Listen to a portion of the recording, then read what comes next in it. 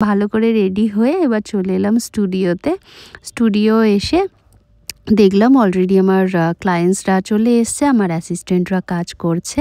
আমার অ্যাসিস্ট্যান্টরা প্রত্যেকে well trend এবং ভীষণ ভালো ওরা, জানো। আমি তো সবসময় থাকতে পারি না, তো ওরাই পুরো আমার স্টুডিওটা কিন্তু টেক কেয়ার করে।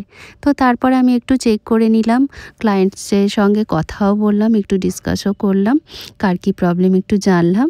জেনে অ্যাসিস্ট্যান্টকে পুরো হ্যান্ড ওভার করে চলে এলাম মেকআপ রুমে। মেকআপ রুমে এসে দেখলাম ওরা সমস্ত মেকআপ টেকআপ গোছাতে শুরু করেছে, কারণ আজকে তো আমার 3খানা বুকিং আছে, একটা ব্রাইড, 2টো পার্টি মেকআপ। তো সমস্ত কিছু গুছিয়ে টুছিয়ে নিয়ে এবার আমরা রওনা দিয়েছি লোকেশনের উদ্দেশ্যে। আজকের লোকেশান আছে গড়িয়া, খুব বেশি দূরে নয়, কাছাকাছি লোকেশান থাকলে একটু তাড়াতাড়ি হয়ে যায়, তাড়াতাড়ি বাড়ি ফিরতে পারি, এই আর কি।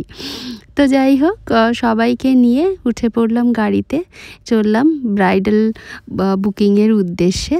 তো লোকেশানে চলে এসেছি, আমার অ্যাসিস্ট্যান্টরা মেকআপ শুরু করে দিয়েছে, এবার আমি চলে যাব ক্লায়েন্টের কাছে। আমার মনে হয় না তোমার ফেসে ভালো লাগবে বলে, কিন্তু আমার কিন্তু আই মেকআপটাই মেইন, আমি এটাই বলতে চাইছি। আচ্ছা, আই মেকআপটা তোমার মতো তুমি কেমন চাইছো বলো?